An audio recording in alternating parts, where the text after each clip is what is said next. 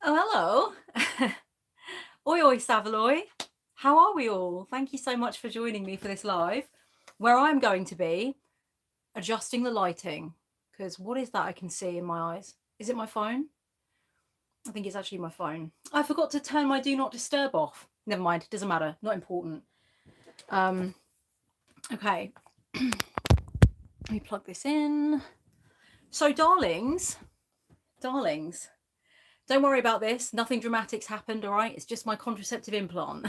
I need to leave the bandage on for another 24 hours or so. But don't worry, it's get it and forget it contraception. I don't have to worry about it for 3 years after that. So it's all good. It's worth it. Hello, darlings. Hello. Hello, Dasika. Hi, Josh C. Hi, Nathan. Hello, Michael Irvoy. Hi, Kel Dubs. It's nice that you've been chatting a bit before I got here. Thank you very much. I pride myself on this dope outfit. Earlier somebody said, I love your Clockwork Orange hat. They saw a picture of me in a bowler hat on Instagram and they were like, I love your Clockwork Orange hat. Or was it on YouTube? I don't remember. And I was like, do you know what? That is the best way to describe a bowler hat, a Clockwork Orange hat. And I had just washed my Clockwork Orange t-shirt. So I was like, I know what I want to put on tonight for this. Okay. Darlings, my aim this year is to do a lot of reading. I am a reader, but it comes and goes. You know, my aim for 2023 was to do a lot more reading, get through a lot of books, a lot of rereads, a lot of new stuff. I want to read a lot more poetry. I want to read a lot more politics. I want to read a lot of memoir and other things, basically psychology books, and I want to do more fiction. I'm not a massive reader of fiction. So I thought, you know what? I'm going to open my mind up. I'm going to open my soul up. I was also going to do some language study this eve.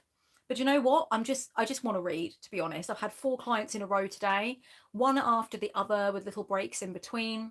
And I think, you know what? My brain is probably not that fresh to do some language study this evening. So what I would like to do is just focus on the reading. Whatever you guys are going to be doing, it's all fine. You know, you can study, you can read, you can write, you can reorganize and declutter. You can do some cleaning, you can organize some things, you know, whatever you want to do. You can reorganize your closet while you watch and be part of this with us. So for those of you who have not come to a live with me before, basically what happens is I use my handy 80s alarm, okay, my no frills 80s alarm. I know some of you have seen this before, and essentially I just talk. There is a lot of chatting shit. In fact, my best friend said to me earlier, make sure you do read, write, and study. Okay, this is not like Kellyanne chatting shit and occasional read, write, and study. This is read, write, and study, and then very occasionally chat shit. And I was like, don't take away my reason for being. Stop. Whoa there, counselor. Okay, listen. Take a back seat from being my consigliere and understand, will you, that I must talk. Okay, it's one of those things. It's got to be done. So yeah, I'm going to be talking, going to be chatting shit.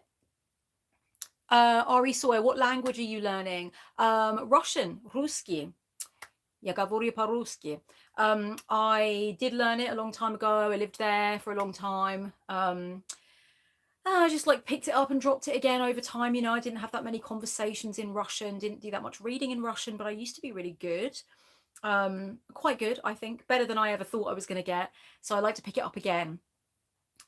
No, it's absolutely no comment on my political allegiances, by the way. It's just a language, guys. Calm down. Okay, so we've got to look at some comments, darling. Yay, the no frills alarm. Yes, Alex. Nice tribute to Burgess and Kubrick there. I try. They are my men. Oh, Keldub says, this is so great already. Thank you for this. Thank you for coming. Thank you for coming. This is going to be cool. Kay Long says, cheers, Kellyanne. Cheers, everyone. Hello from Boston. Hello, Boston. Don't do a Boston accent, Kelly. Don't. No, I'm not going to. I'm terrible at it. I already tried to do it on a live before and everyone was like, no. Well, no, people were actually very nice about it, but I know that they should have been like, no. I actually need to put some cream on my tattoo. As you can see, I've had the bits of my tattoo filled in where it had knocked, some colour had knocked out. And I forgot to put some cream on my tattoos today, and I forgot to put some cream on my little handsy tats that I've had. So I will do that in just a moment. But first of all, let me explain to you what this episode will be made under the influence of.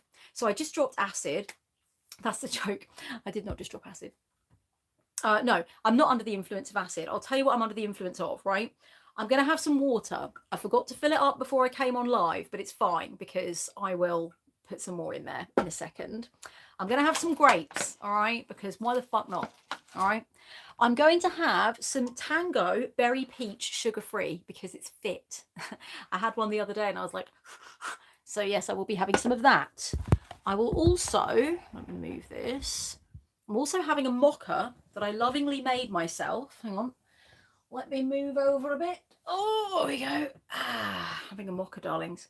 My arms are scrawny and I need to get in the fucking gym. It's not acceptable. Okay. I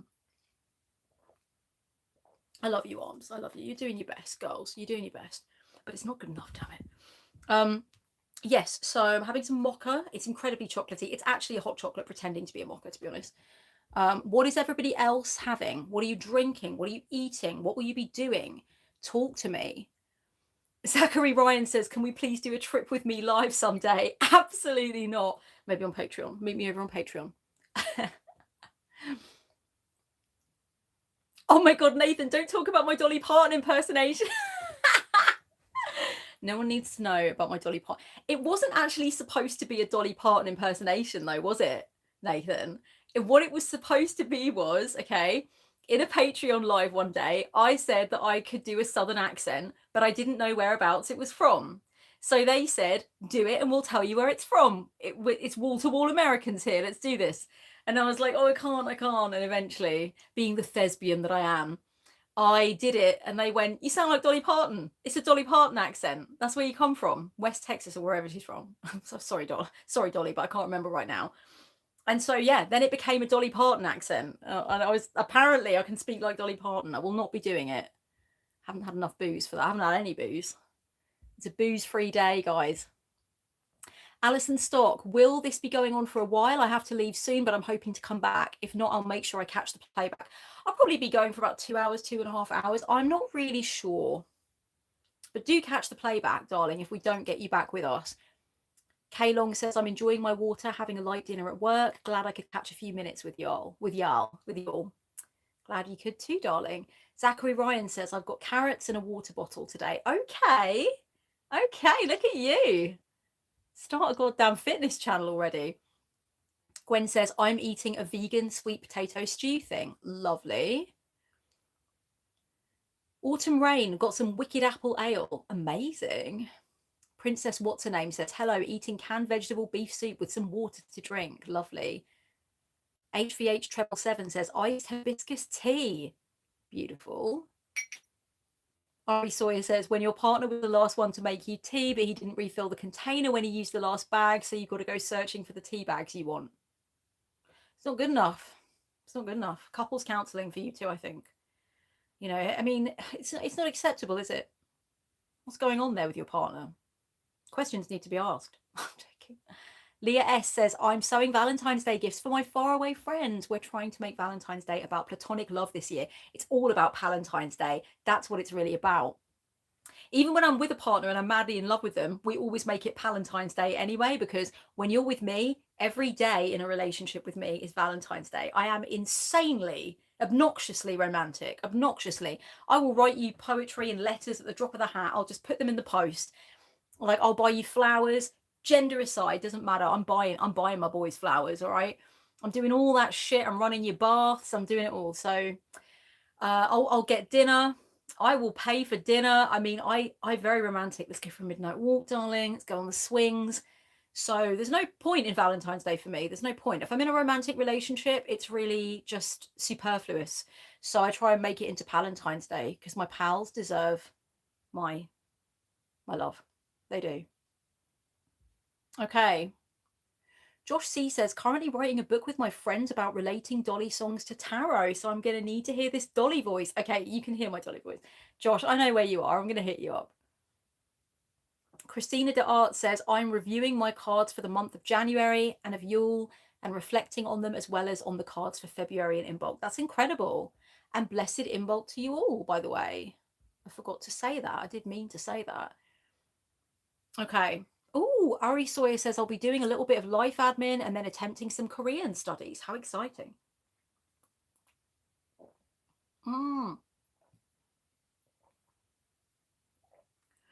Okay, darlings. Pam Journal Create says trying to do some knitting. Lol. I tried knitting once and I just couldn't bloody do it, and I gave up and I got really fed up. I was like, no, I don't want to do it. Like that. Couldn't be bothered. Right, let me tell you what I'm reading to start with. I'm going to do a lot of different reading. We're going to get into it very shortly because we're already 10 minutes in, and your girl wants to really be productive this evening. So, got my client notes out and everything. So it wasn't that long since I finished with my clients. So I've still got my notes out. So let me put those away. I am reading. Oh shit, hang on. Some of it's over there. Wait a second. Wait. I'm going to go get my water. And then I will reveal what I'm reading, okay? I can't wait to do some reading, guys. Very excited. Very, very excited. Very excited. Right, hang on. I've got an ensuite bathroom, so I'm just going to go in here for a sec. Get me some water.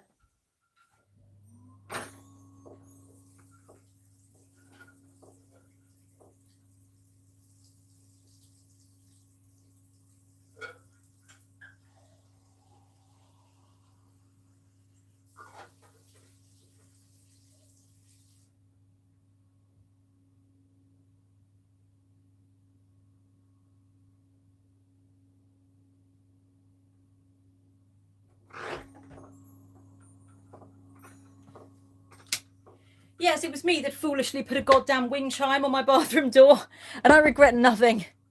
Okay. Hang on, I've got a few more books here. Oh, God. Ooh.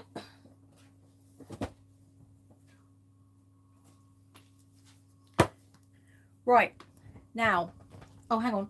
I want to show you this, actually. Oh, God, it's all got to come up. All of it's got to come up. Right. I probably will do a little bit of journaling as well. Surprise. I've decided to do something else. I've decided to change my mind at the last minute. Right. Excuse me. Oh, Miss Endog's got a hot cup of green tea. I haven't had green tea for a while. Might have to sort that out. Okay. So, on the reading front, I am reading this book. I am not getting through it fast enough. I would like to get through it faster, so I'm going to start with this. It's not that I don't like it. I love it. Okay, I love it. But I was reading it before New Year, and it's now February, so I really just haven't had much time. So yes, The Witches by Stacey Schiff, Salem 1692, A History. It's incredible. I absolutely love it. And I highly recommend, even though I'm not even halfway through it, I would recommend it. I am reading some poetry. So I am reading Annie Renisto's collection of poetry entitled Moonbeam Sentinels and Sunbeam Forgettance. It is incredible. It's a beautiful, beautiful book of poetry. I highly recommend this book of poetry if you like reading books of poetry. It's a great collection, so I'll definitely read a few of them. What else am I having? I am reading Olga Burkolt's Blockade Swallow. Read a few of these. You've got the English on one side and the Ruski on the other side, so you can see that I will be getting some practice, some praktika, because I can read the Russian and then read the English, and that's great. I love doing that. So I'll be able to tick off my Russian study for the day, even though I'm not actually technically with my books out and everything. I also have a few Russian apps, so sometimes I just like walk around and listen to them and like repeat the words or whatever. So I'm going to be reading some of that.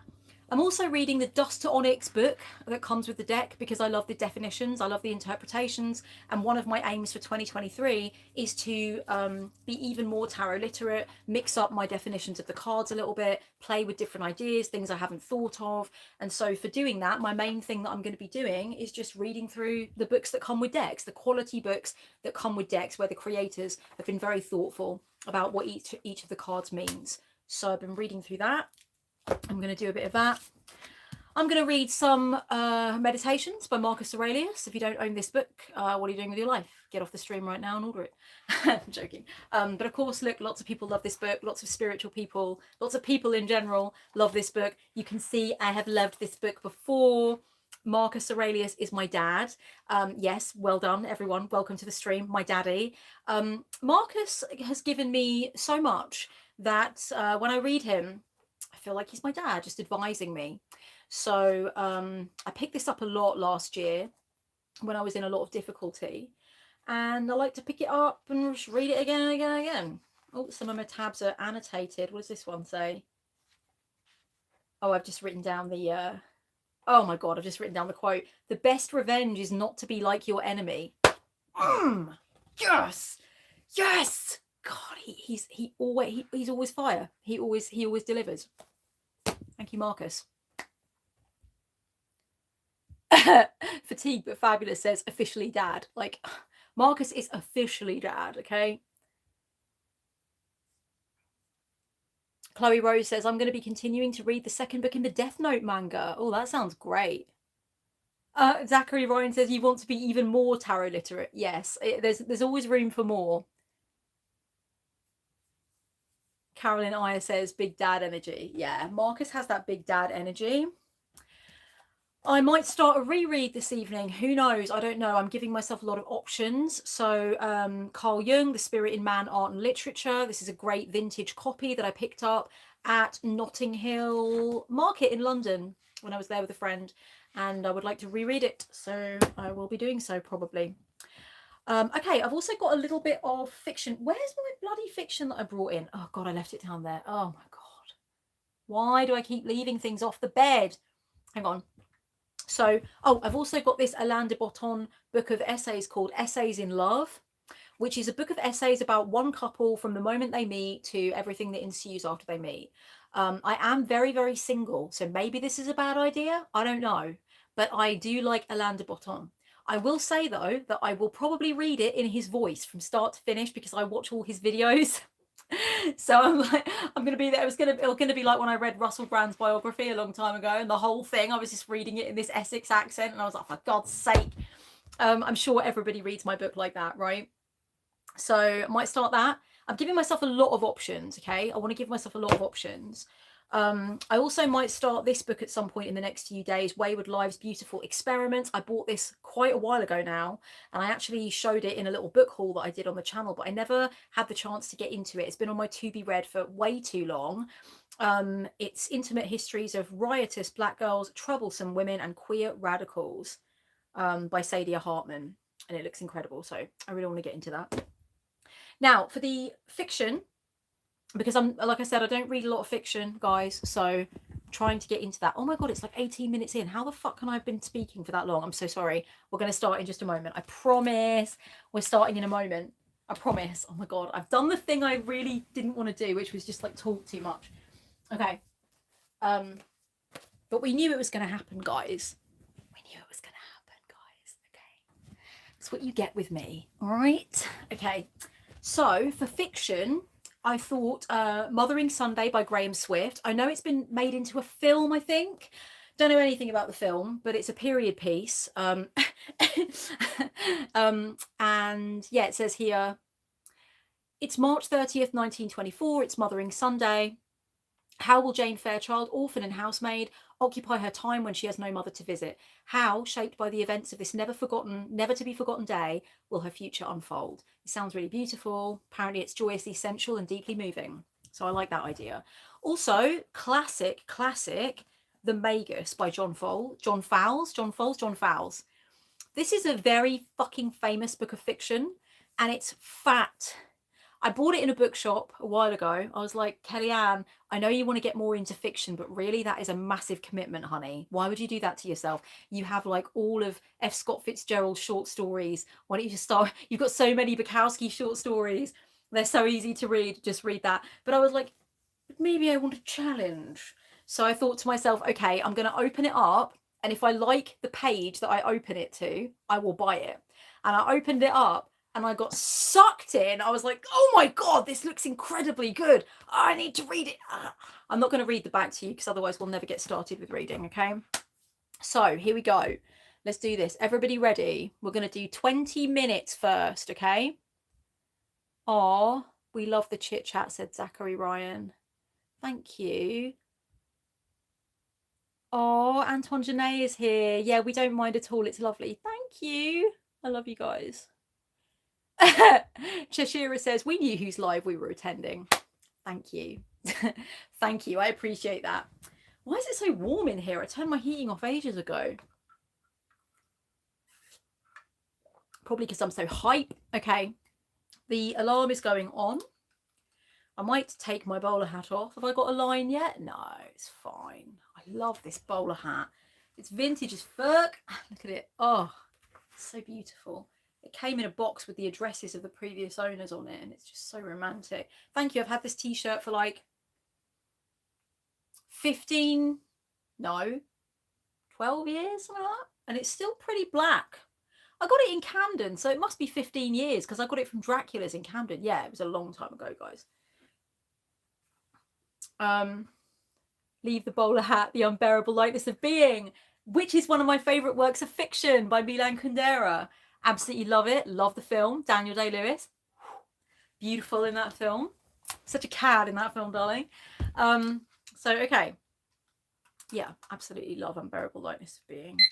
Does it for me, darling. All right, my loves. I'll speak to you in 20. Let's do this thing. Let's do it.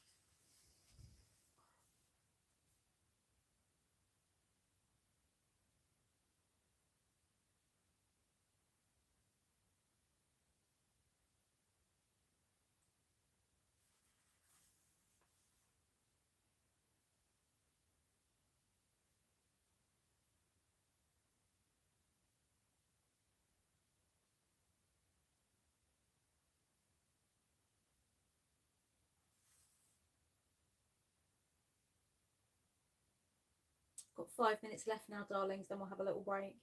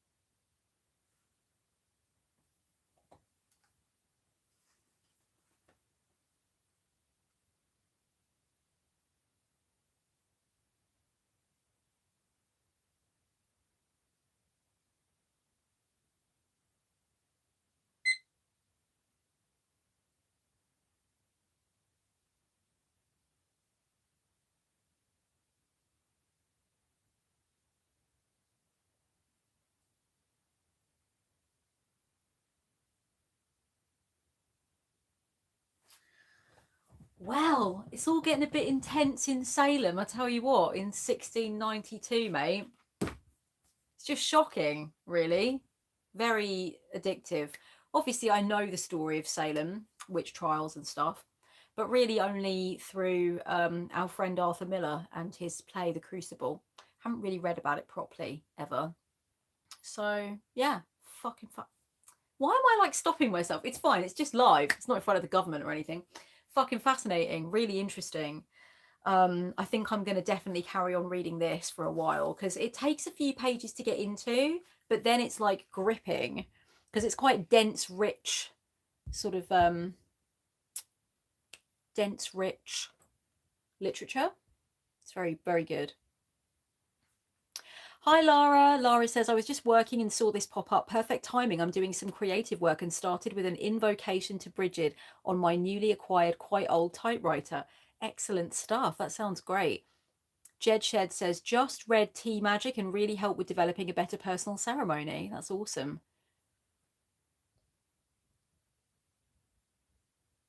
Marlena Trader says, are you a fast reader? Not really. I'm an average reader. Yeah. I don't know how long it takes me to read a page. Let me check. So I was 20 minutes reading and I did, what was I? I'm interested, so I'm going to figure it out. 1, 2, 3, 4, 5, 5.5, 6, 7. So 6, 8, 9, 10. Oh, I did 10 pages in 20 minutes. It's not too bad. I guess that's average. Is it average? I have no idea. I don't know why I'm even saying it's average because I do not know. Oh, Luke Porco's reading some Joan Didion. Amazing. I'm going to read The Year of Magical Thinking this year, probably with my mum.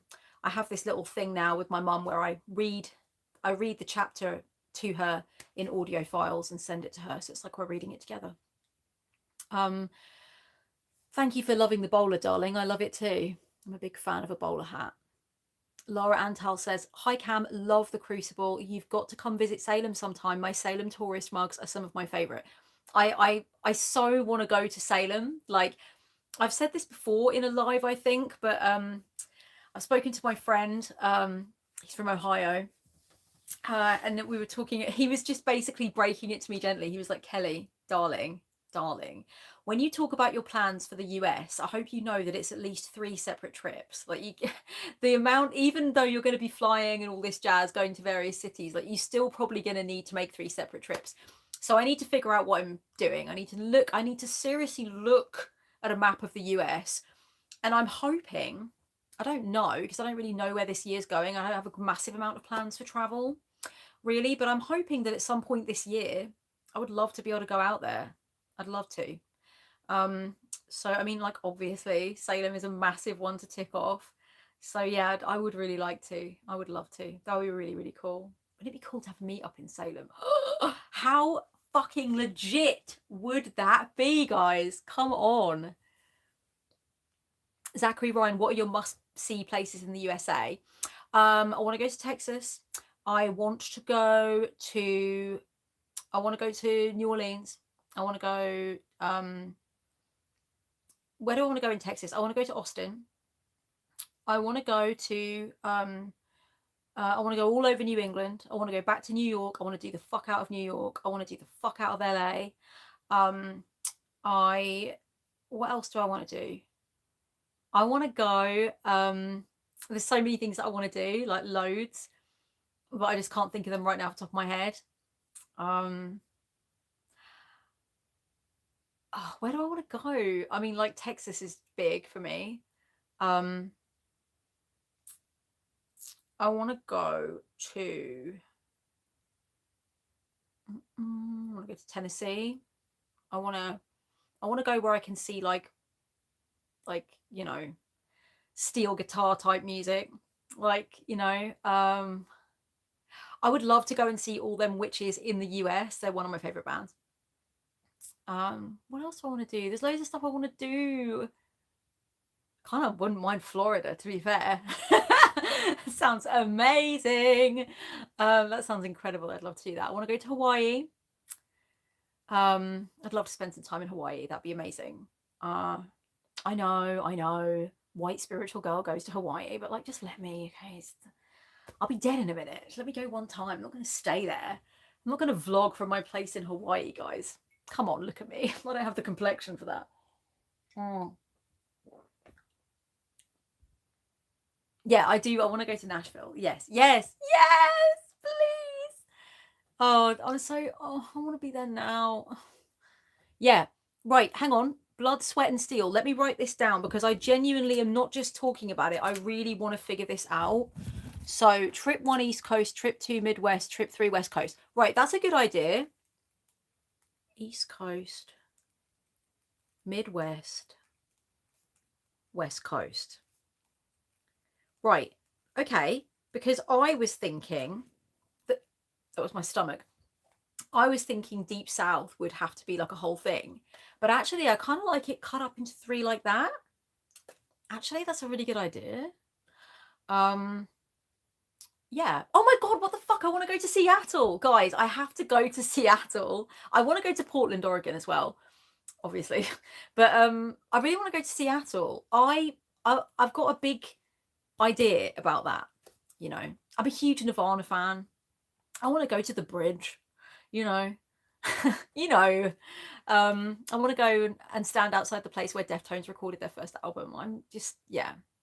There's a lot of writerly things I want to do too. There's a lot of graves that I want to see, stuff like that.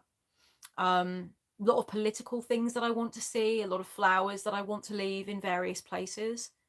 Yeah, I like to do that. Thanks for helping, guys. Christina says you could try and make it to the Northwest Tarot Symposium. It is in Seattle, I think. I've really thought about going to a tarot symposium in the US. That'd be really cool. I'd love to do that. Go to the Science Fiction Museum in Seattle, says Rachel. It's so cool. That sounds amazing.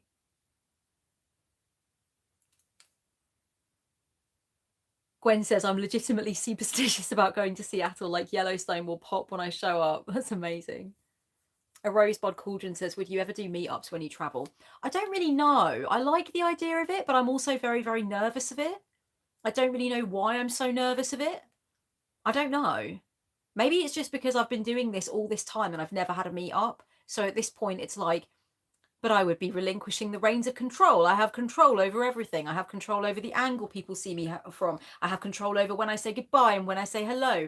I have control over it all. So it would be quite different sitting in a cafe with loads of other people. And it would be strange. Like, I think I might, like, because I do get a little bit of anxiety. I know people don't realize this about me, but I was just talking to someone today about that, about anxiety in public and being alone in public and stuff. And I was like, oh my God, okay, so you need a book, you need your headphones. You know, I was like listing all these things.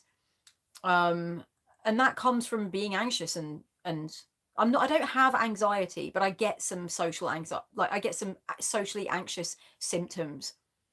I get anxious about very specific things. I get very anxious about any discussion with authority, security, any kind of diplomacy, the police. I just don't want to talk to them. But I think that's fairly normal.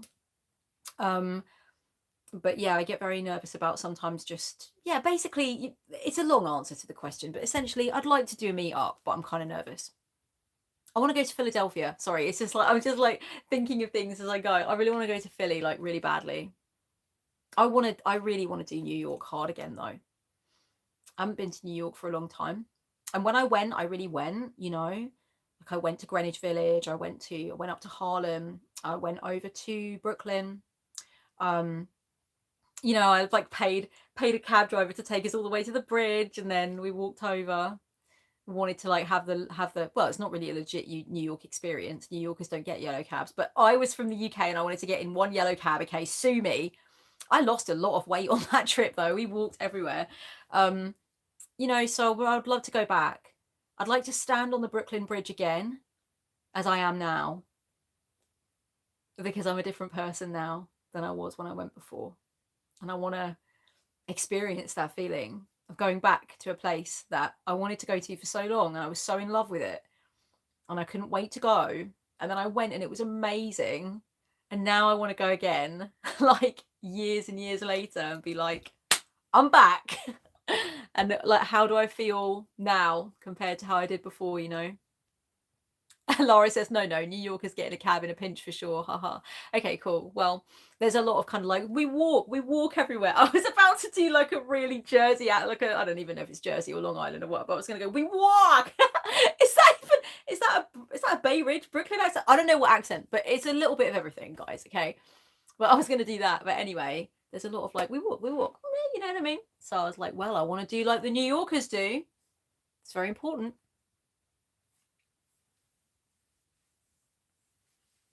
Zachary Ryan says, do meetups to promote a future book? Yeah, so there will be a launch thing in London when the next book comes out. I very much hope. So I'm looking forward to that.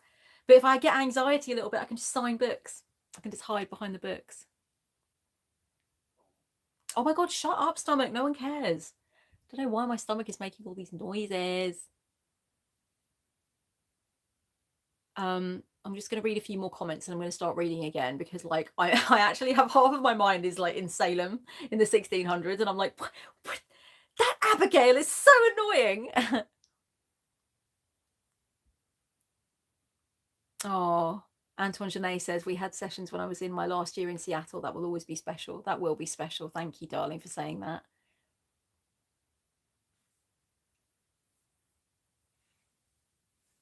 Oh my God, Sacred Meow says I still need to visit Rachmaninoff's grave. Oh my God, I love Rachmaninoff. Love, love, love. I've literally got Rachmaninoff in my head now. Have I? Or is it Prokofiev? I don't know. They're all melding together.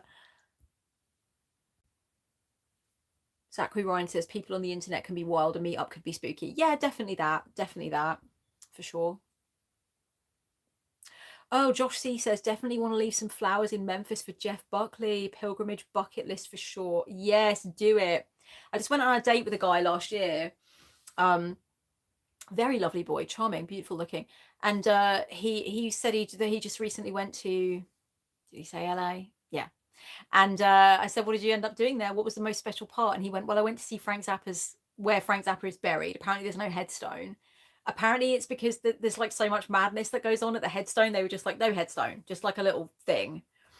But yeah, he went there. And I thought that was a really cool thing to do. Like, go and pay your respects. It's good to pay your respects, you know. I've been to Sylvia Plath's grave. I've been to Ian Curtis's grave. I've been to Chekhov's grave.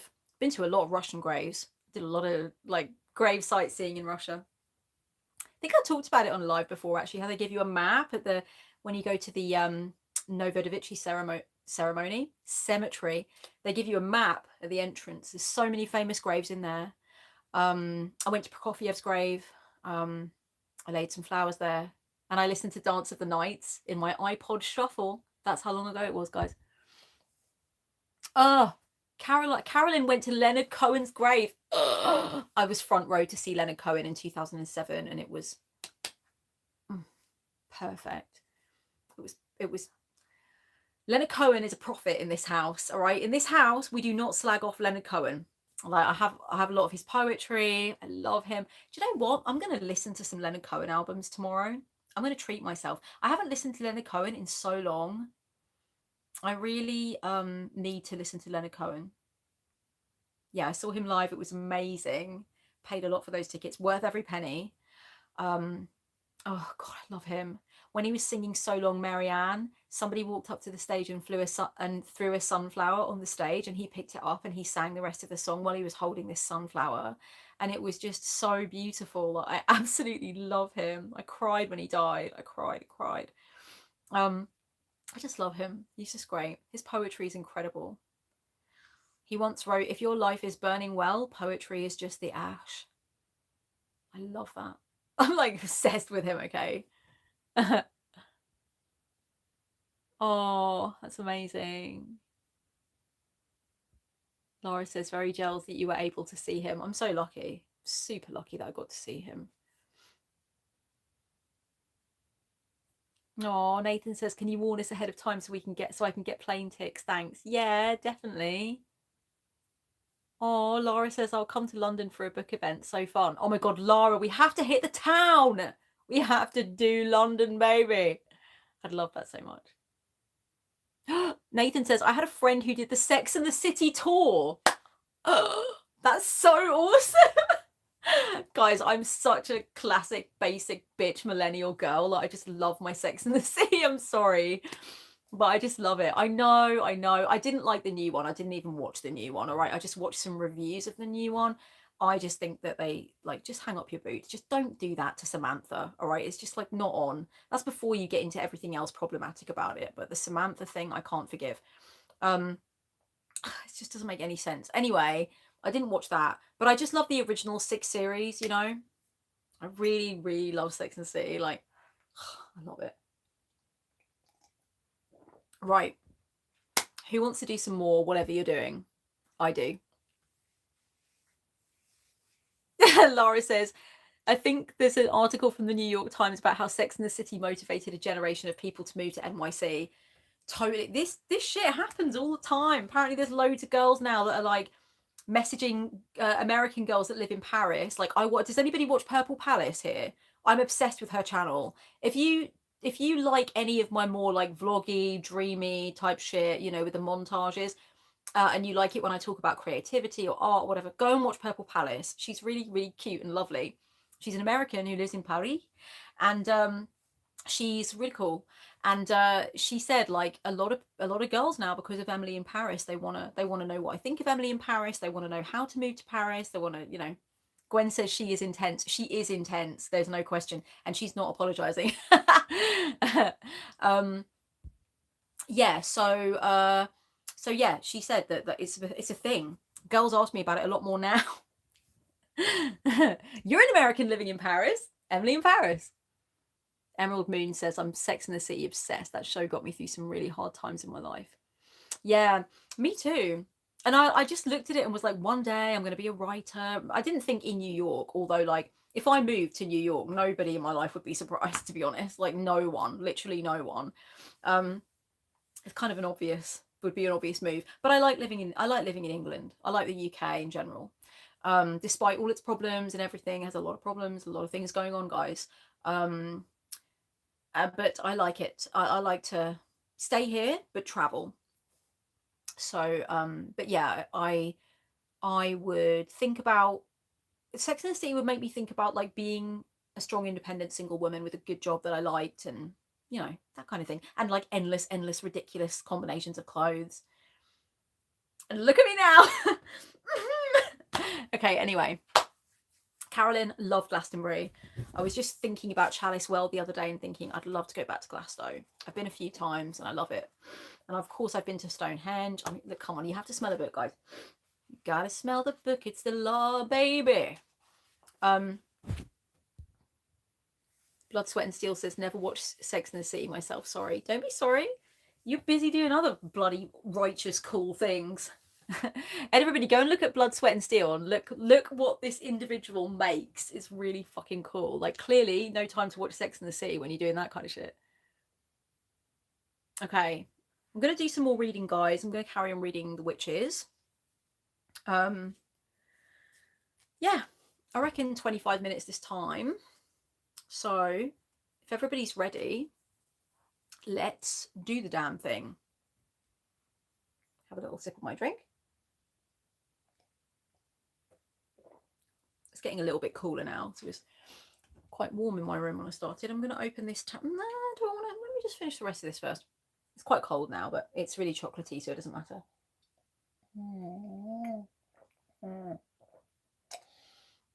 Oh, that is good though. Self-love. Self-love. It's not just for September.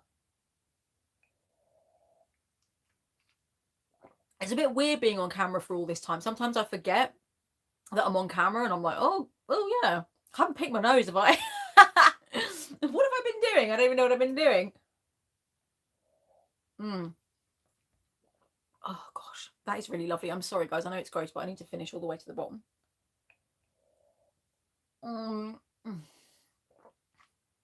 That's delicious. I can't believe I made that myself in my house. So good. Laurie says, I had to stop listening to your tea and taro video while I was on a walk because your tea sounded so tasty. And I was like, I must have a beverage to finish this. Exactly.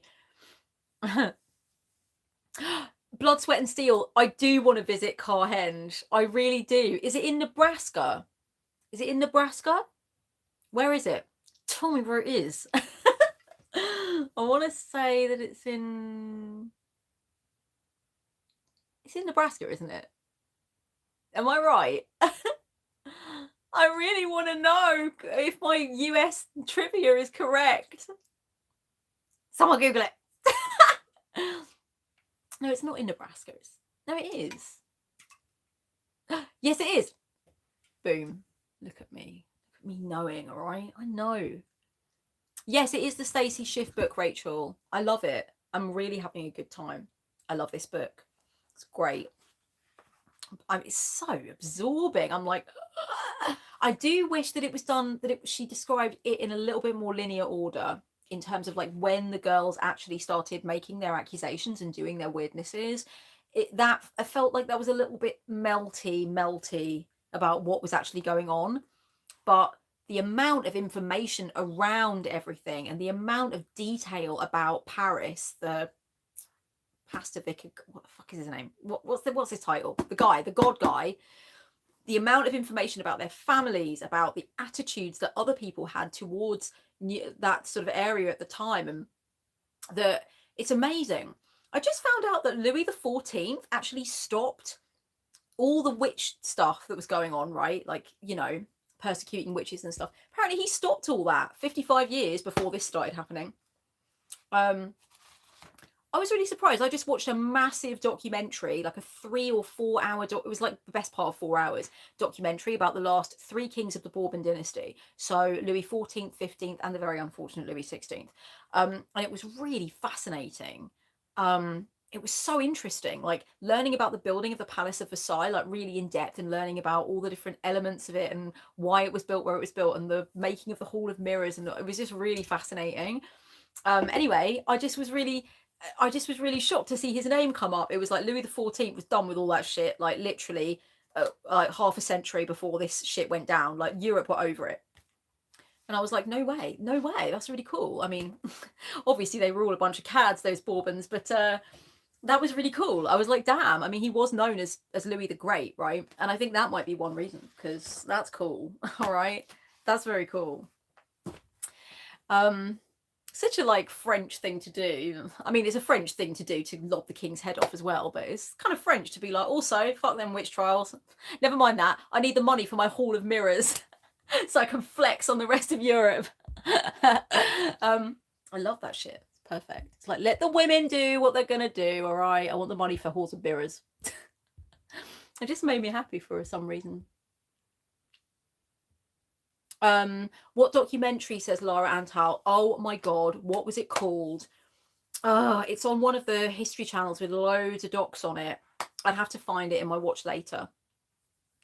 But it's really long. I think it's called The Last of the Bourbon Dynasty or something like that. You'll know it because it's fucking huge. It's like, and it's really extravagantly done. If you don't understand French, though, you will have to keep your eyes on it, because there's quite a bit in the sort of reenactments and stuff, which are beautiful and glittering, and a lot of it is filmed in the Palace of Versailles. You will have to keep your eyes on it, because I don't comprendez-vous le français, and I just had to look. I wanted to tidy my room while I was watching, but I was like, oh, for God's sake, I cannot understand what you are saying. I want to just écouter, but I'm gonna have to regarder. You know what I mean? It was so annoying. Louis the Cool, exactly. Blood, Sweat and Steel says, damn, you know a lot about the US. Do you fancy an American versus British slang video? I love anything like that. I'm banging to anything like that. I pick up American slang from all over all the time, and then I try it out on the Kentish coast. I'm not gonna lie, I've actually migrated a lot of slang from the US to the coast of Kent, where all my friends use it, and I'm like, it's fantastic. Oh dear. Right, I'm really sorry, guys. Okay, let's do this. Let's do this, baby. Peach berry tango is delicious. I know, I had one the other day and I was like, shut up. This is so good. Oh, Christ. It's gone everywhere. Oh. All right. Right, let's do this. Let's do this shit. Let's make it happen. I'm going to be reading for 25 minutes, 25 glorious, uninterrupted minutes. Yeah, it won't be a second. I'll be right back. Get ready. Get your things ready. Or even just if you want, start ahead of the clock. Make it count. It's a good idea. Oh, I'm excited. Oh, I like reading. Just decadently reading. No one to fucking bother you. Do you know what I mean? Ain't it good?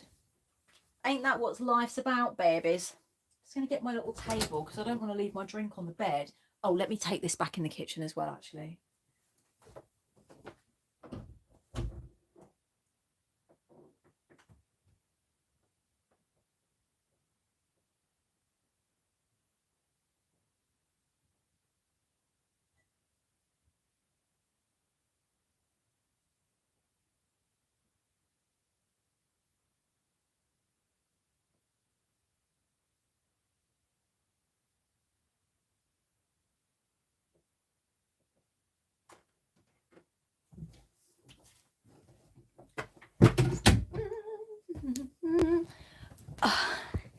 Thanks for spending this quality time with me, guys.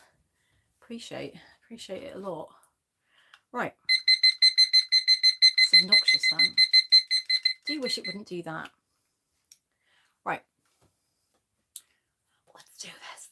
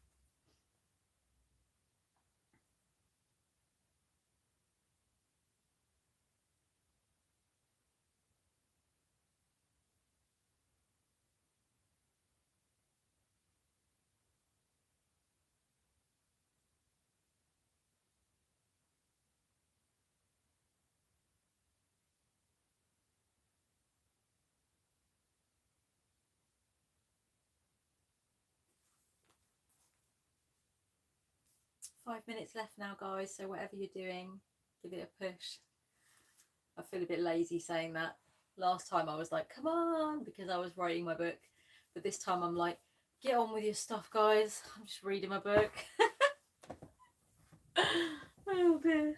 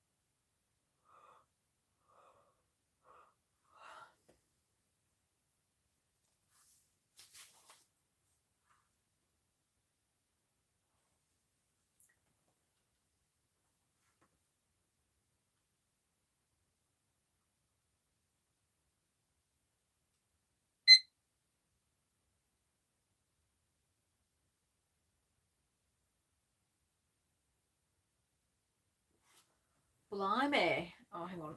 Oh, My back is a bit like, what's going on? We've been sat here for ages and now you're just sitting here some more. Because I've got a dodgy back. But I am going to carry on for a bit longer because I am loving this. It's riveting. I think a little bit more of this, and then I'm going to read some of the Alain de Botton essays, I reckon. Just fancy trying to see if I can broaden up what I'm reading a bit. And if not, then I'll just go back. Because at the moment, I'm like only reading this and my poetry books that I showed you guys earlier. But I was kind of thinking maybe I do want to, because I've been through these phases with my reading where I would have like 5 books on the go and I would just like go through them. And then other times where I've been like, no, one book at a time. That's all I want to read. But I think I'm going into I go back and forth, but I think I'm going into a stage at the moment where I could read multiple things and not like fall out of love with anything, you know. Marlena Teresa says, how many pages did you read this time? I'm on a reading speed investigation. Found a site with a chart on reading speeds. Yeah, I wonder as well. It's stupid that I didn't just leave my bookmark in there. I think I read more this time. Because it was 25 minutes this time, wasn't it? Okay, so Rebecca Nurse has been accused now. These girls can fuck right off, honestly. Stressing me out. And the amount of husbands that were like, originally like, oh, I don't know what you mean, she's not a witch. And then after a week or two, they were like, I do think my wife's a witch, actually. It's like, what? You're accusing your own wife now?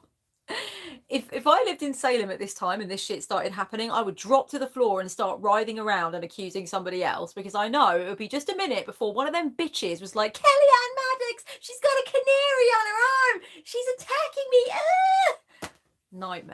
Nightmare, mate. Let me have a little look. No, surely I didn't read that much. Surely not. No, yeah. It was what's it about? Demanding vengeance. So it was like here, I think it was here. So it was 1, 2, 3, 4, 5, 6, 7, 8, 9, 10, 11, 12, 13, 14, 15, 16 pages in 25 minutes. Look at me go. It's not bad. I think it's a pretty average reading speed for someone, you know. Yeah, no, it's fast. Yeah, I guess it is fast. Yeah. Ooh, Josh C says, I'm going to dip into some Anais Nin essays. Lovely. You missed the poetry books. Yeah, the poetry books are... So I'm reading Olga Bergholt's collection, The Blockade Swallow, originally written in the Russian. This is a bilingual book. It's got the English on one side, the Russian on the other. So it kind of, in their beautiful poems. And it kind of also helps me tick off my Russian language that I want to do a little bit every day. And also Moonbeam Sentinels and Sunbeam Forgettance. This is a really beautiful collection by Annie Renisto. I follow Annie on Instagram. She is Reveries of Atlantis. Amazing poet, really beautiful poet. So those are my poetry books that I am reading. Actually, about average reading speed according to this site. No idea how official it is. Yeah, I imagined that it was average, but then I thought, I didn't think I read that quickly. So I guess it's fast considering that I didn't realise, you know. Oh, Sharon Olds. Oh my God, I haven't read any Sharon Olds for a while. But Sharon Olds is an absolutely amazing poet. Amazing. Listen to this poem, guys, by Annie Renisto. I read this yesterday when I was in the doctor's office, and I gasped because I just thought, this is absolutely beautiful. Like, I can't deal with it. It's so gorgeous. It's called Happenings. And my mother, otherly and beautiful, said to me, one day you will too wail for love like a punctured window colliding with the wind. And later that day, she threw herself into the collapsing henceforth, dressed in shy peonies, her hand an offering, the air opaque with foreboding teeth. We are moving nowhere from this half pace, eternity cutting its own wings, only to hear them sing hallelujah. And she said yes without blinking. The clock hit 1/4 purgatory, the after party, jigsaw of bone. That is the kind of poetry I like. Fragmented, surrealist, opaque, suggestive, tangible, disorienting, weird, dreamlike. Like you can really feel it on you. Like it brings up memories for you. But you can impose your own reality on it according to your own life. I think it's gorgeous. Honestly, all Annie Rinisto's poems that I've ever read are just stunning. Really stunning. Desia says, yes, weird and dreamlike, like you can see what they're saying, but it's full of symbolism. Yeah, totally. Blood, Sweat and Steel. I don't know what cryptids are. What are they? Josh C says, my reading speed definitely depends on where I'm at mentally, emotionally, etc. Not sure if I have an average speed. Yeah, I'm pretty sure my reading, well, I know my reading speed is the same because I get into, sometimes when I have depression, I I just read the same bloody goddamn thing like 3 times in a row. Also, when my sleeping is not that great, same thing. You know, I just can't like read that effectively, and it's pretty normal. But yeah, if I can get into reading, especially when I'm down, when I'm depressed, it's great for my mood. After I've been in it a while, you know, and I can just like, hi Tim R. Hi Kellyanne, first time joining you for a live. Awesome. Oh, Desia says, why can't I say this name? Desica says Loch Ness Monster and Bigfoot and are cryptids, I think. Are they now? Okay. Cryptozoology creatures like Bigfoot or Mothman. I was just talking to my friend the other day about Bigfoot. And it was fascinating conversation, actually. He was talking about like how Bigfoot could maybe exist in a slightly different dimension but have access to our dimension, and the idea of what are they called? Cryptids. Never heard that word before. That's really cool. Cryptids could be like creatures that have access to both dimensions or something. I thought it was really cool. No, I never have. I'm really inspired by them though. Like I'm hugely inspired by Loch Ness Monster. So that's good. Is that, how do you pronounce that? Kalen? Is it Kalen or Cowlen? Didymos. Enjoying some rose, chamomile and lavender tea with you. Oh, that sounds delicious.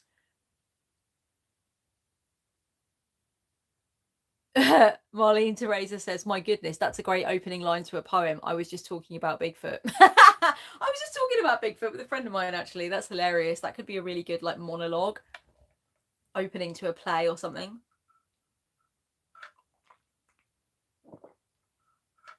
My gulps are a bit dramatic. There's an American Nessie in Lake Michigan. Get me on that shit.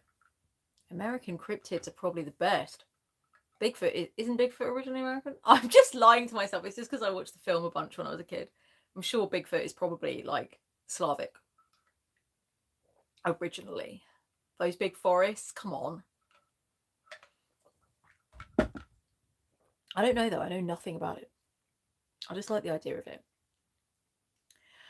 Carolyn Eyre says, I'm a believer in Sasquatch, especially when you get into the Cree mythology around it.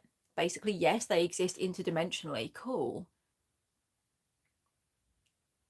The Seeker says, I didn't know there was an American Nessie. I'll have to ask my husband about that. He's from Michigan. That's really cool. I like these conversations, guys. It's really interesting.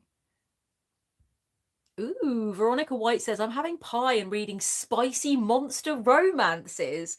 That's a band name. I don't know how many of you know this, but on my phone, I have a list of band names. Every time somebody says something that could be a band name, I'm like, that's going on the list. Spicy, monster, Romance. That is a fucking great name for a band. Spicy Monster Romance. Thank you for that. I'm never going to have a band, but... Ooh, Wonder Art says, just finished American Gods. Side note, ton of American lake monsters. Tons of American lake monsters around. Are there now? Oh, Hannah Emery says, I have fake band names list as well. Excellent. I love that you've got that as well, darling. A fake band names list is the best. Marlene Thomas says, talking about Bigfoot isn't a band name. No, it's a very good point. You've made such a good point there. Talking, or should it be talking about Sasquatch? That's really good. Talking about Sasquatch.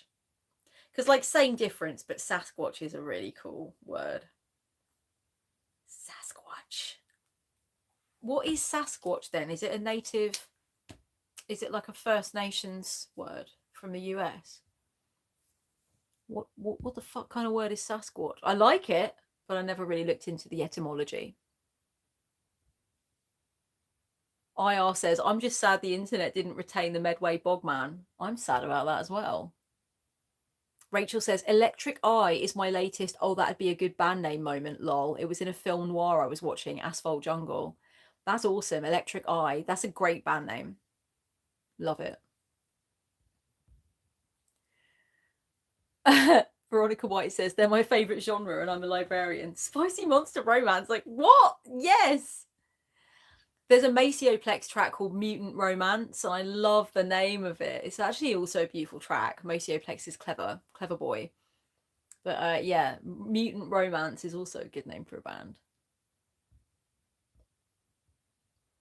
Favorite imaginary band name from Desika: Unnecessary Dairy Overlap. Honey, all dairy is unnecessary, but I'm interested in that overlap part. That sounds really interesting. Blood, Sweat and Steel says, the Skunk Ape sounds like a band name. It does. The Skunk Ape. Princess What's Her Name says, I do that, but with titles to songs I don't have the talent to write. I've got a list of, like, zine. Like, I really want to make zines, but I don't make them. But I've got the names for all of them. I'm like, one day I'm going to make a zine called that. One day I'm going to make a zine called that. Oh, the Holy Backwards Flower. That's going to be my zine. It's like, well, make one then, bitch. I've got a few e-zines, guys. You can get some free on my website. Gwen says, I like the ones where there are more than one type that show up as characters in the plot. Oh, you're talking about the Spicy Monster Romance? Everyone's like, well, we need to get in. What? Spicy Monster Romance? Like, hello, we need to get into this shit. That's brilliant. I'm so happy about that. Right, I need to wee. I'm gonna put you on mute because I don't want you to hear me wee in my chain flush, because you know being a bit English about it all. And then should I do a little bit more of this? I don't know. The Seeker's going to get a glass of water. Okay, cool. Yeah, everybody get your beverages where they need to be. Pop a grape in your gob. I don't know. My tongue looks horrible. I assure you it's not like that all the time. I think a bit more of this. Yeah, a bit more of this. And then have a bit of poetry and a bit of essays. No, I'm going to have some Alain de Botton. Alain de Botton. That's not how you say his name. Alain de Botton.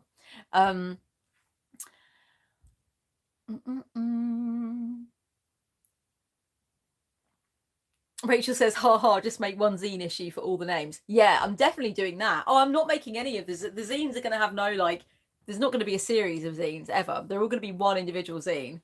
And I do want to make small runs of zines. Like, I really, really do. Typical me, they're not going to be collaborative zines. I'm not going to have anybody else in the zine. It's just going to be me and my shit. I'm such a lone wolf, you know. I'm such an emperor type of creator. I'm like, no, it's going to be my way or the highway. I very rarely collab with anyone. But yeah, I'm definitely just going to do loads of one-off zines. I've been thinking about it more and more, you know, because I've got a scanner and all that jazz. So yes, I want to do that. All right, we'll have a little break now, guys, for a couple of minutes while I just get myself in order, empty my bladder. We've been at this for an hour and 49 minutes now, nearly. So it's not too bad. Good innings, but definitely need to do a little bit more worky work. Okay, I'll leave you guys to chat amongst yourselves, tell each other what you're doing, etc. with your time and whatnot. And I'll be right back. Okay, right back.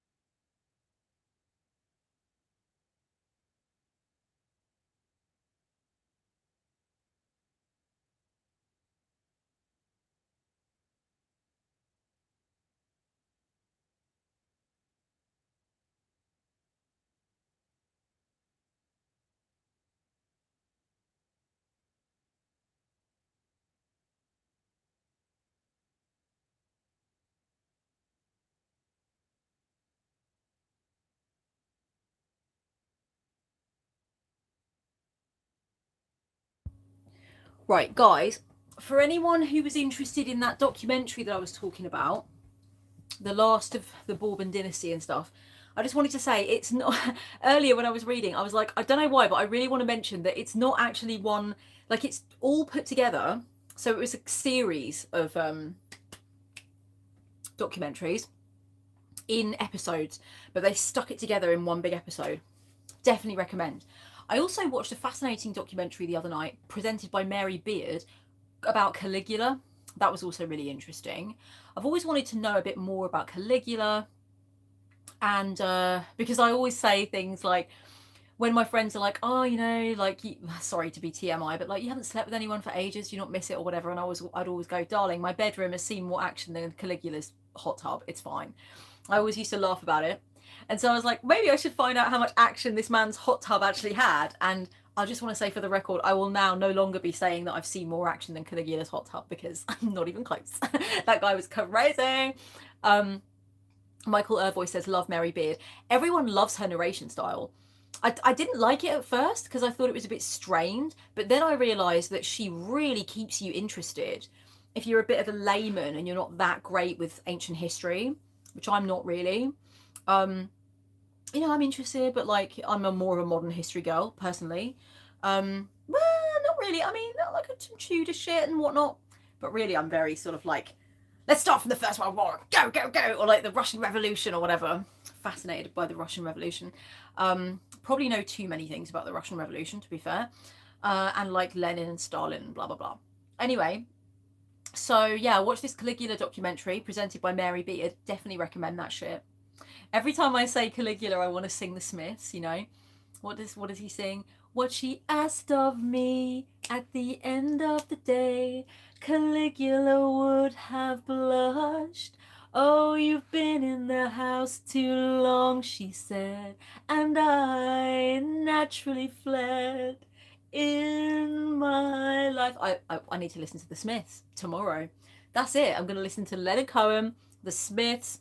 If anyone's got any other suggestions, hit me. Gonna listen to some Jeff Buckley as well, because who doesn't love that Jeff Buckley album? Is it called Grace? Oh my god. Oh God. I want a tattoo from that album. Tom Waits, very good idea. Let me write that down. Love me some Tom. Tom Waits. What a hero. What an American hero.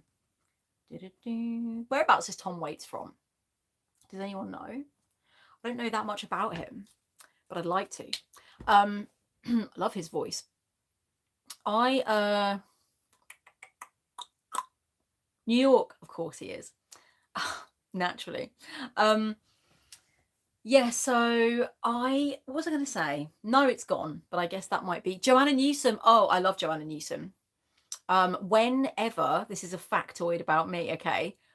Whenever somebody gets very close to me, when I'm in love with them and they're in love with me, I at some point sit them down, usually when we haven't had much sleep and we're just really close and, you know, all that. I sit them down and I make them listen to the live version of Sawdust and Diamonds by Joanna Newsom that she did in a Unitarian church somewhere. You can find it on YouTube. It is more spectacular than the actual studio recording. And when you listen to that, you will understand something about me through listening to that you did not understand about me before you heard it. It's like, it's something about me. You know, when a song is something about you, and so all you need to do is just present it to the person with whom you would like to get closer about it from that, you know? So yeah, like that's a fact about me. And I've played it to 3 people now, and 2 of them cried actually. So that was really beaut. I absolutely love that song. Yeah, I love that you said change me on a cellular level. That's my kind of talk. Gwen says dating you sounds like a trip. I hope so. I think it is a trip, to be honest. I think it is a trip. I have been reliably informed that it's a bit trippy. My teeth are looking a bit yellow now. I need to clean them. I did clean them this morning, but I've had a lot of like ridiculous berry peach drinks and stuff. Oh, Wonder Art says, I feel that way about Carole King's Tapestry album. Now, the last time I was with my beloved friends, and I was hanging out with them all night long, all night. I love a bit of Lionel Richie. Well, I was hanging out with them all night long, and they wanted to play some Carole King because a couple of them are really into Carole King, and I was like, do you know what? I don't listen to any Carole King. I literally only know. What did I only know? I only know the song that was covered by Hole, which is He Hit Me, right? Is that a Carole King song? Very dark song. Then we also listened to some Carly Simon. Was this the same group of friends? Carole King was another group of friends, I think. Yeah, the group of friends I spent time with at New Year wanted to listen to Carly Simon. And I also said the same thing. I don't listen to Carly Simon. I only know You're So Vain. And there's one other Carly Simon track that is really popular that everybody knows. I don't know what it is. But anyway, so I started listening to more Carole King and more Carly Simon. And I'm definitely richer for it.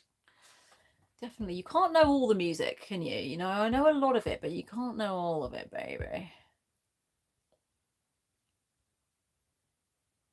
Oh, Josh C says, if you can listen to Joanna's Baby Birch with dry eyes, you are not to be trusted. I feel that way about certain tracks. I'm like, you can listen to like That I Would Be Good by Alanis Morissette and not cry. Get away from me. Garlic, garlic, garlic, garlic. Like, how can you not? I don't even know how she can sing it without crying. I don't know how she can do it. God damn it. At the end, when she says that I would be good even if I lost sanity, that I would be good whether with or without you. God, it kills me every time. Oh God. It's too much. Oh my God, some Bjork. I want to say Björk because that's how she says her name, but everyone says Bjork. So whatever. Some Bjork makes me cry too. Cocoon makes me cry a lot. Anything from Vespertine makes me weep. It's making my jaw ache now just thinking about it.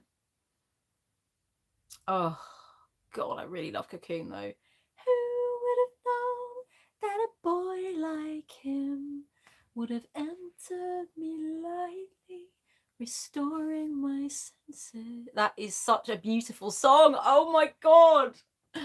Oh God, she makes me cry so much. She's so beautiful. Oh my God, I love her. Oh my God, Nightmare. I'll Be Missing You by P. Diddy and Faith Evans. Is that right? Makes me cry too. Did I say that right? Yeah. It makes me cry too. I actually listened to that fairly recently and I cried my tits off. I know I'll see your face. Oh my God, it's so beautiful. Oh God. All right, guys, that's enough. Yeah, some tracks really make me cry. Bird Girl by Anthony and the Johnsons makes me cry. Song to the Siren by Tim Buckley makes me cry. And the This Mortal Coil version as well makes me cry so much. One night, me and my friend George sat on the bed with the moon lamp on in the middle of the bed, and we sat opposite each other and we played each other the tracks that make us cry. We were like, right, that's it. We're going to listen to the top like 5 or 6 tracks that make us cry and explain why they make us cry. Our relationship is so deep. I love George. I need to message him back. I did not message him back today, but he is a very special man. Mark Kuiper says, I'm going to build a time machine to go back to the 90s. Like, I think that at least once a week, guys. I'm like, going back to the 90s. That's what's going to happen. I just want to wake up on a Saturday, eat a massive bowl of cereal and watch Heartbreak High. Can I not do that? Why not? Guys, any of you that were in my comments section on the recent post that I made on Instagram about Drazik from Heartbreak High, I love you. Okay, I love you. That's all it is. That's all it is. Gwen says, haha, you're just mid-sob, and then you're like, yeah, so this part of the bridge makes me think. Actually, to be fair, it wasn't really like that. We explained why it made us cry before we put the track on. We were like, right, this track, okay, let me set the scene for you. I'm 20 and this is happening, whatever. Then we would put it on, and then the only words we would make during it is to go, you know, like to be like, this is it, this is the part, it kills me, it destroys me every time, you know.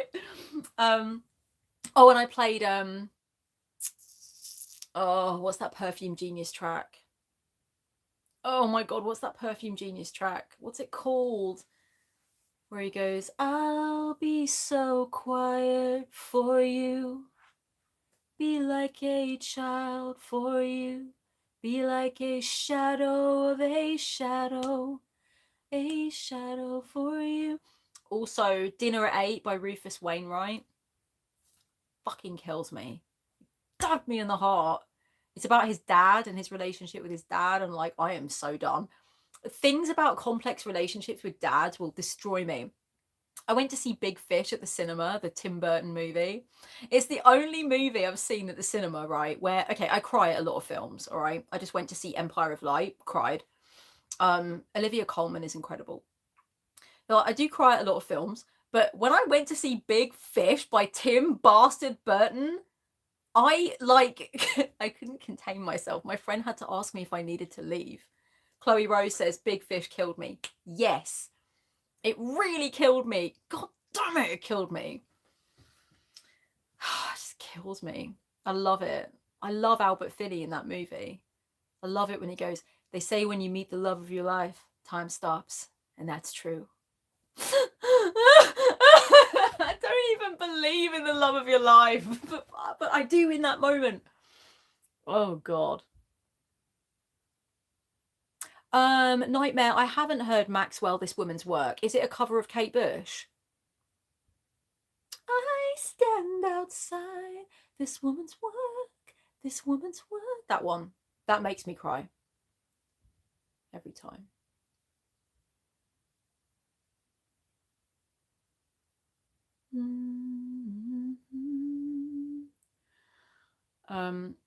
This is a great chat, guys. I always have such great chats with you.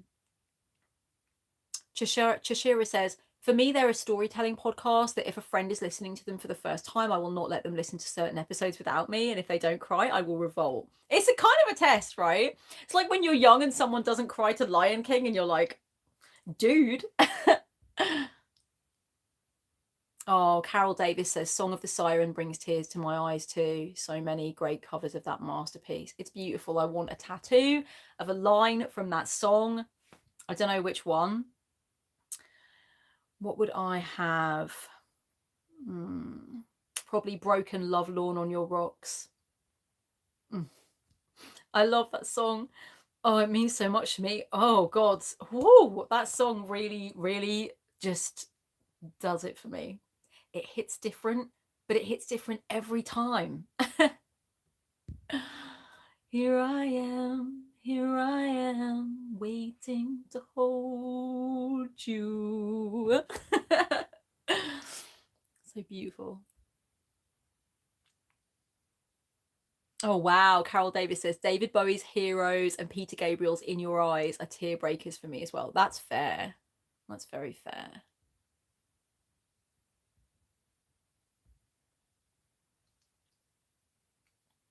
Veronica White says, I can't cry in front of other people. I'm watching Les Mis and screaming, don't look at me through the snot. That's really cute. I can't help it. I have to cry like all the time. I'm a crier. I'm a bona fide crier, guys. Okay, who wants to read some books? What was the last book I cried to? I'm sure I cried at a book recently. What was it? What was it, damn it? I don't know. Oh, All About Love, New Visions by Bell Hooks. Got to have a cry to Bell Hooks. You've got to cry with Bell Hooks, damn it. It's one of those. She just really affects me. Oh, what a loss. But you know what? She did plenty to keep us occupied before she went, I guess. So yeah, that did affect me a lot.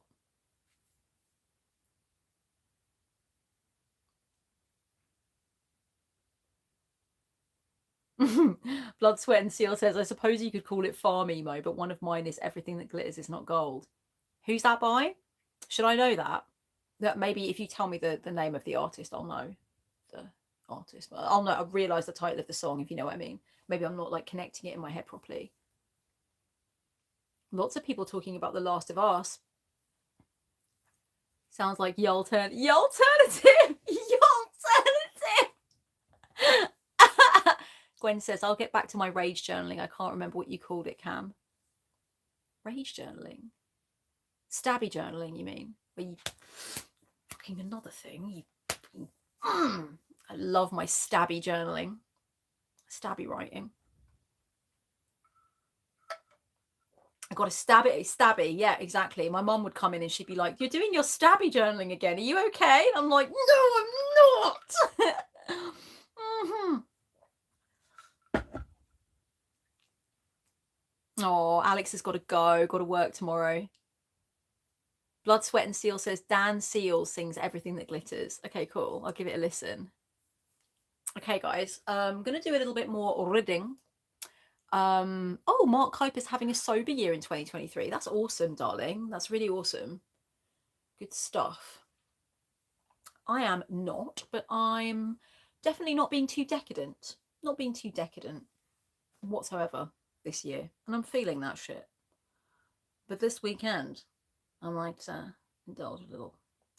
Going dancing, darling. Going dancing this weekend. It's going to be lovely. Do you have some clients on Sunday, so I'm not going to lose my shit or anything, but Saturday night, all right for dancing, darling. Okay, right, I'm gonna do 20 minutes, I think. Yeah, 20 minutes.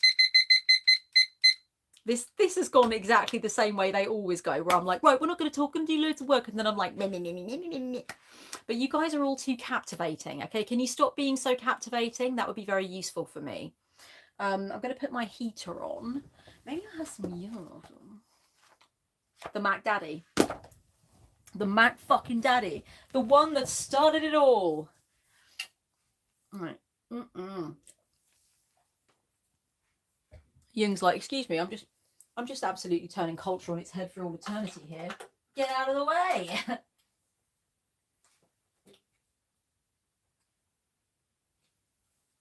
All right. Let's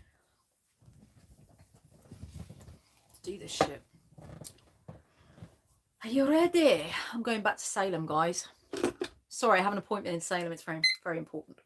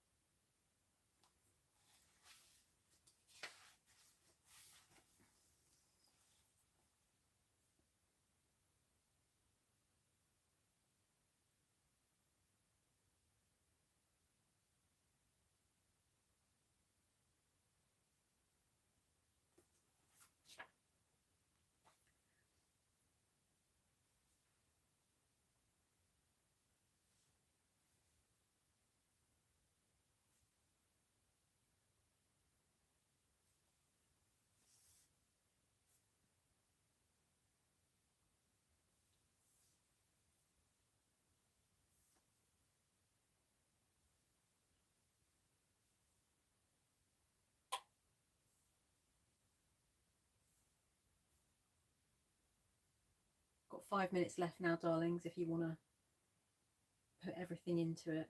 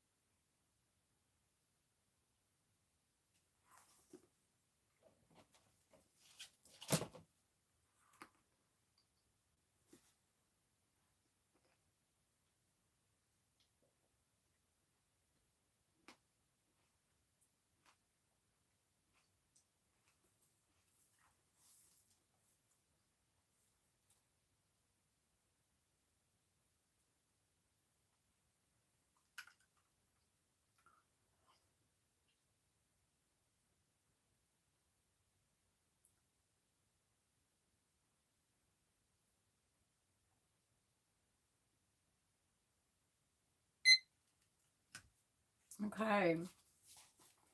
So I'm quite a bit more ways through it than I was, I guess. How long are the notes in here? Notes start there. So still got quite a bit to go. I've read that and I need to read that. But I think I started tonight. Where did I start? I don't know. Well, I've read quite a bit.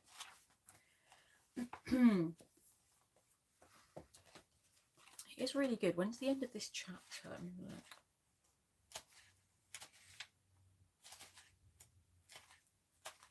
Oh yeah, it's quite long. Chapters are quite long. How's everyone doing with their aims?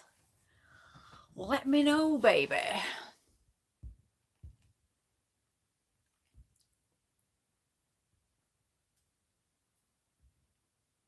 I love how you've all been chatting away. That's lovely. Gwen says, super effective journaling here. Excellent. Nightmare says, wrote 421 words. Well done. Excellent work. That's fantastic. You should be very proud of yourself, darling. Anyone else got any progress to report? Hi, Ploggett. Ploggett says, glad I didn't totally miss this one. I've just sat down to work on some art. Excellent.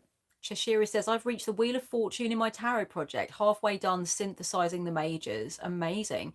Princess What's Her Name says, just finished swatching some new coloured pencils. Veronica White says, I tried reading Mayfair Witches, but felt it was a little sloggy for me. Is it going to be, what is it? What do we say? Did not finish. Is it, how do you do the anagram in BookTube? DNF, did not finish, I think. Josh C says, can feel my focus slipping a bit, so putting Aeneas down and shifting to some Sailor Moon manga. Good idea. Thank you, Gwen. DNF, yeah, did not finish. Robin Penn, I journaled and I'm next to go, and next I'm going to clean my room. Beautiful stuff. That's brilliant. Nightmare says, I also put a hold on The Witches from Libby. It seems interesting. Keldub says, chipping away at a textbook is one of my books I'm reading for this occasion. Thank you, Veronica. Yeah, DNF did not finish. Yes. Quite. Oh. Oh, Wonder Art says, I'm so happy to find other vampire fans to geek out with. Thank you. You've been geeking out over vampires while I've been gone. I've got a little bit of grape in my teeth. I'm trying to decide whether to get up and deal with it or not. Oh, probably should.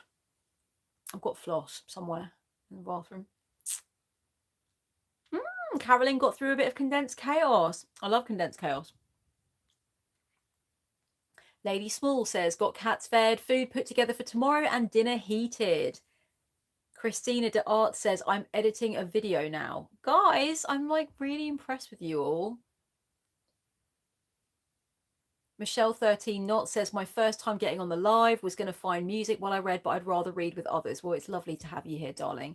Sass says, I ate some awesome leftover vegan quesadilla as a midnight snack, and I'm very pleased with myself now. That sounds fucking gorgeous, baby. Autumn Rain says, working through Aims of the Mage, finding it challenging. Oh, you're doing my Aims of the Mage workbook from Patreon. Thank you, darling. I hope you're not finding it challenging in a lame way, a shitty way. I shouldn't say lame. Trying to take that out of my vocab. Pop Fizz Paper says, finishing up craftiness for a happy mail swap I'm hosting. Oh, that's so sweet. That sounds lovely. Excellent. Ploggett says, I'm just done finishing this picture I'm doing. I need an epic piece to do next. Last one I did was Jareth from Labyrinth. Well, you can't get much more epic than that, darling. You know very well where he is. Turn back, Sarah.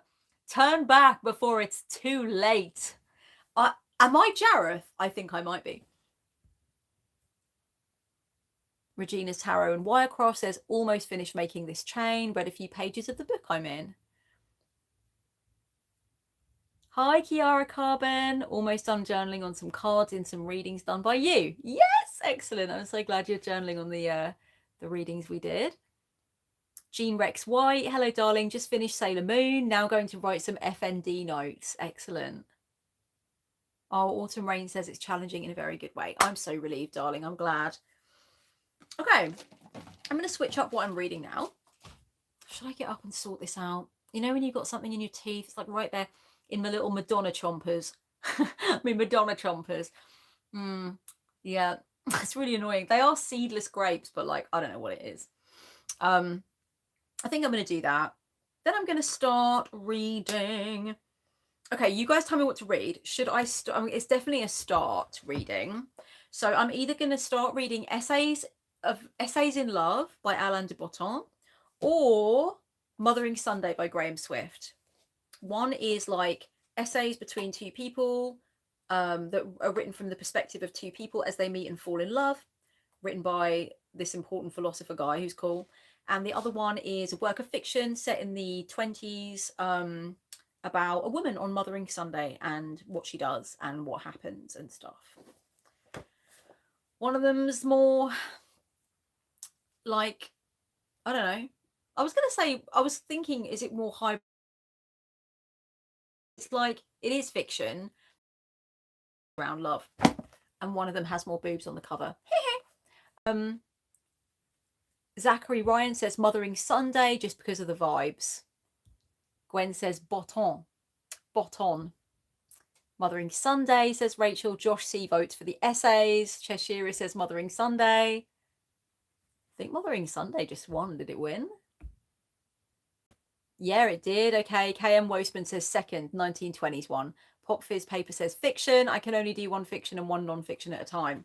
I'm going to start reading Mothering Sunday then, because I thought to myself, you know what? It looks cool. It's got good reviews and it's short.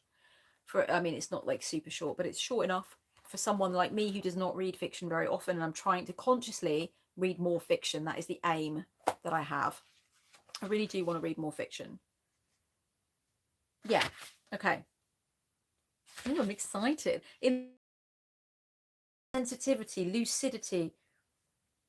Oh my God, it looks so good. Enthralling, masterly, lyrical prose. Rhythmic and labyrinthine. Okay, let's get into it. Okay, I'm definitely going to read it. Okay. Yeah. All right, darlings. Those who chose Mothering Sunday have won. I haven't read some fiction in a while. I don't remember. When I did last read some fiction, I can't remember.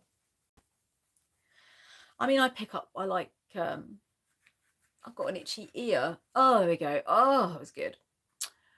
I like a bit of fiction every night. I like short fiction, but I'd like to read more fiction.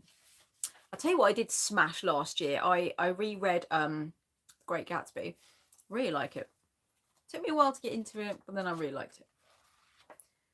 The glittering jazz asteroid that was F. Scott. And I bought Zelda Fitzgerald book. I think it's called Zelda Fitzgerald's book. Zelda Fitzgerald's book. I promise you this is only water. It's not Ruski standard or anything. It's just water. Yeah, I'm very excited to read Zelda Fitzgerald's book. It's called Save Me the Waltz, I think. It looks divine. Very cool. So that'd be cool. All right, my loves. I'm going to get back into it. I think that thing came out my teeth itself. Did it? No. Oh, fuck it. If it's going to annoy you, Kellyanne, just bloody well get up. I haven't read The Master and Margarita. Apparently, I mean, I've read about it, right? I'm one of those people that knows about a book and what it's kind of about, even if I haven't read it. One of those people. One of those dinner party wankers, you know, that's like, oh, I don't know, I haven't read Ulysses, but I know all about it. We can still have the conversation, even though I didn't dedicate the time to reading it. So, yeah. Like, sometimes I really have to reassure people that I've read certain things. I'm like, no, I really did read 1984. No, I really did. So, yeah, I know about it, but I haven't read it. I think it would be a little bit bloody insane for me, as in, I'm not sure I'd really get everything. But quite a few of my friends love Master and Margarita. They are really into it. So, I have very intelligent friends, darling. Okay, so one sec. I'm just gonna sort my teeth out and then I'm gonna read. I'm gonna read some fiction. Oh, I'm excited. I'm excited. I have read A Clockwork Orange twice, and I am pretty much fluent in Nadsat. So yes, happy polylogies, my droogs. Hell yeah. Hells to the yeah. Right, I need a mirror because something's in my goddamn teeth. What is happening in there? Oh, God damn it.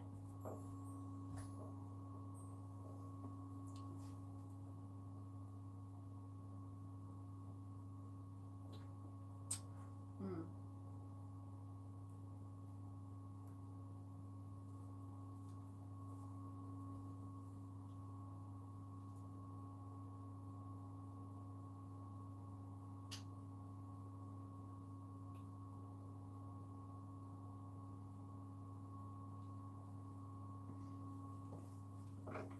That was way too satisfying.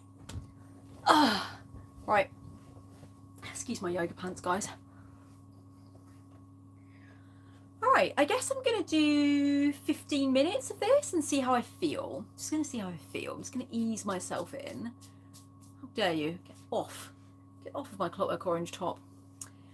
Yeah, let me have a little bit more of this atrociously good drink. Berry peachy tango.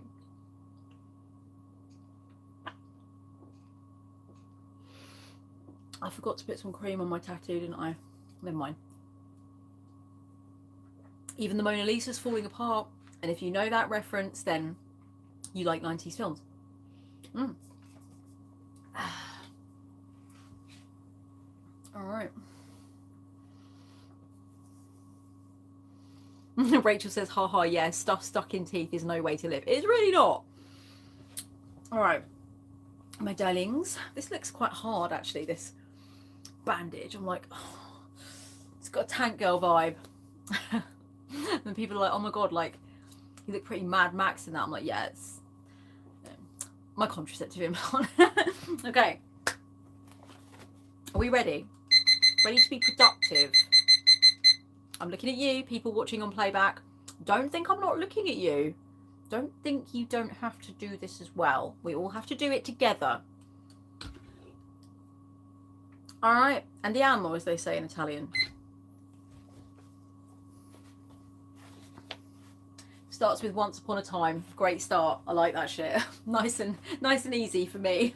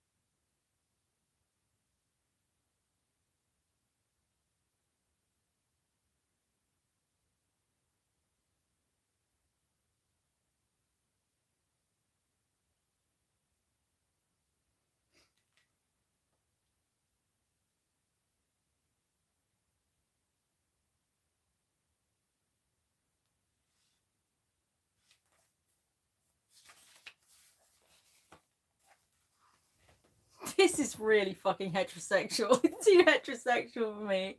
I'm gonna carry on regardless.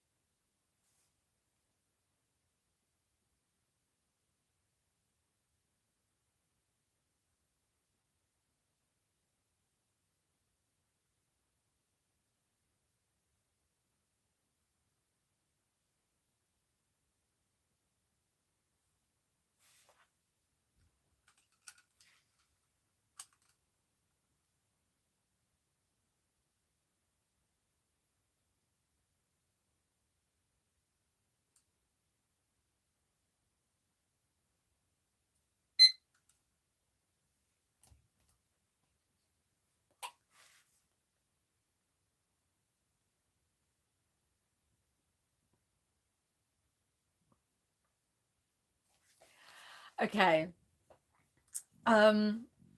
Right. It's like pretty amazingly written. It's really beautiful. I love the opening paragraph, and I love like the style. It really flows. Um, I've already got a feeling that it's going to give me a certain feeling that I've had before from period pieces that are about like romance and sex between the class divide, you know, like the upstairs and downstairs type of like Downton Abbey sort of situation where like, you know, a servant falls for this like toff. And those kinds of that narrative always makes me very emotional. um and sad and like angry. It brings up a lot of feelings for me, but that's not bad. Like that's what I want. For I want the fiction that I read to like make me feel things and make me explore my emotions about stuff, so that's fine. It did say the words, I'm really sorry, right, if you're really sensitive about swearing, but like, you know what it is with me, we're like 3 hours in, but it did literally say the words cock, balls and cunt in the first like 2 pages. Like there's like, it's like full frontal tough nakedness, all right, sticky appendage, like all that shit. I was like, oh, okay. It was just like, woo, bit full on, but like not in a bad way, but just very.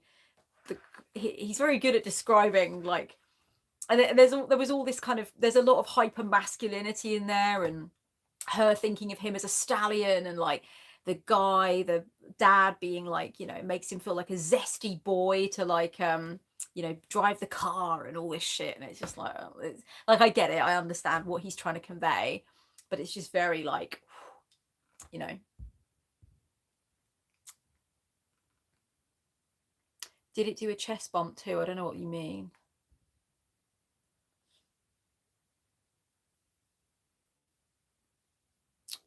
Cheshire, I think I'm gonna do just one more bit of reading, darling, and then I'm gonna go. So I'll probably read for another 20 minutes. I'm gonna read this book for another 20 minutes, I think, and then I'm gonna go. So please join us for that if you feel. Josh C says, Jesus, the holy trinity of full frontal profanity right out the gate. Yeah, it was like, okay. I think I've seen this guy. Page 3. Would you like to know what this naked aristocrat looks like? It's like, Jesus. Well, he's not an aristocrat, but he's like a rich boy, right? But it beautifully written, really gorgeous. The dappled sun, the luscious white flowers, the like putting the polished silver ashtray on her stomach and just like lighting them both a cigarette. Very 20s, very, very 20s, right? So I'm not going to complain. It's actually making me think. Bye, Lady Small. Thank you for joining us. It's actually making me think about my favorite work of fiction. One of my favorite works of fiction is 20,000 Streets Under the Sky by Patrick Hamilton. And it is just beautiful. It's set in London in the 1930s. And it's about 3 main characters. A man and a woman who work in a pub, in an ordinary 1930s London pub. And one of the men who is in love with a woman who's kind of like a sex worker who works for like richer guys. And it's just a really beautiful book. But I remember at the end of it, like I haven't read it for a long time. I'm definitely going to reread it this year. And it just meant a lot to me. And it made me really emotional. And at the end, I remember crying. I remember being on a bus and crying. There's just a lot of class disparity and a lot of like confusion about identity based on these things. And like I don't think this book's going to be like it necessarily, like same characters or whatever, but I think basically the main character in that book, 20,000 Streets Under the Sky, her name is Ella, and she's very put upon, she's very downtrodden, she's quite a simple woman, but she's very deep. Intellectually simple, but like emotionally very, very deep. And she's she breaks my heart a bit, you know. And I think I might have a similar feeling about this character, Jane Fairchild, who's a maid who's sleeping with this very well-to-do guy in secret. So far, that's all I know. I've got a feeling that I might have that same feeling of like the entrapped feeling of a working class woman in circumstances that she cannot escape in a time where there wasn't much upward mobility for women like that. You know, it just makes me feel something very potent. So I'm definitely going to carry on, because I noticed that that is like a narrative that I do respond to.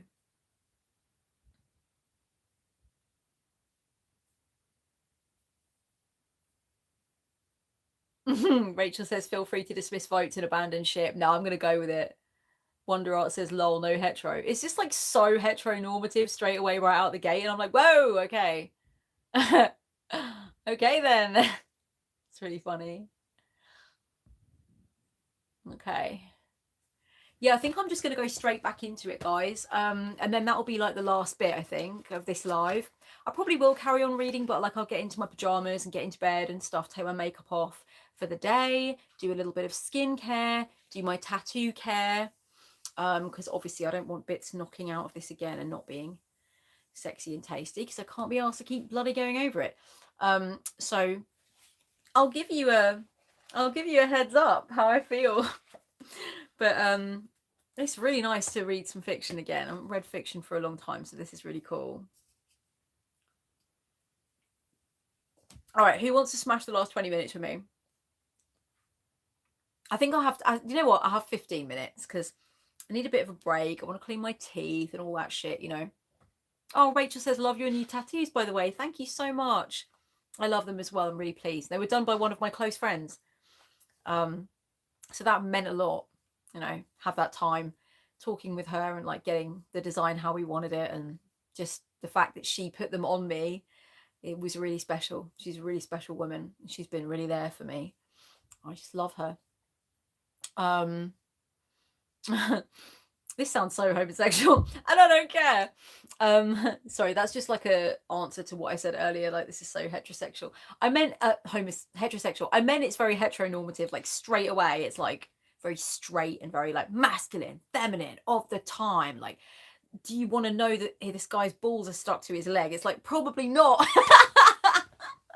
Maybe not, like, you know. Am I backing out? I'm like, no, I'm going in. You think I can't handle the ball stuck to the leg? You think I can't handle it, son? I can handle it, all right? I know what I'm doing. But inside I was like, not sure about this. Just it was a bit of a lot. All right, it was a bit of a lot, but I'm fine. I'm fine. I'm just used to reading history books, okay? Just used to reading history books. I'm all right. I'm all right. Don't touch me. Don't touch me. I'm all right. I'm all right. Rachel says, bahaha, you're stronger than me. I'd have placed it slowly down on the bed and been done. I know, right? Thank you. Thank you for the recognition. Rachel said she killed it. They look amazing. They do, don't they? I'm really pleased with it. Chashira says, let's go. Maybe I'll pick up my book once I finish Justice. Okay, cool. Right. I don't want to tell Chashira one thing and then like not do it. So guys, this is my wrap up 15 minutes. Thought I was going to get through a lot of other stuff, but you know what I did was fine. Like, I wanted to read quite a bit of that Salem book, No Regrets. Like, I really like it, really like it. But I'm going to finish off with Mothering Sunday by Graham Swift, let you know a little bit what I think at the end, and then we'll say goodbye. But thank you so much for being with me. If you've got to duck out before the end, just know that I love you for being with me here, and I really love doing these little lives with you where we just like get some stuff done together. So I appreciate that. Okay. All right. Okay, my droogs, let's do this thing. I'm going back in. Bye, Wonder Arts. Bye. Oh, Kayara's in the journaling flow. Awesome. Okay.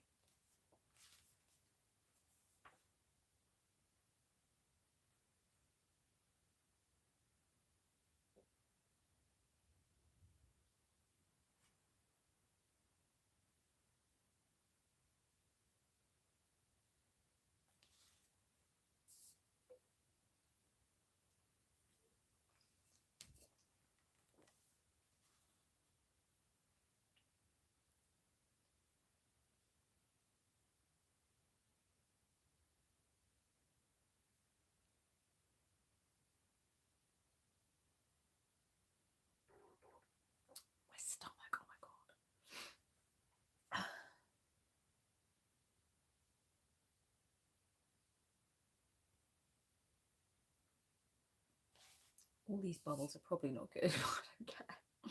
Wow.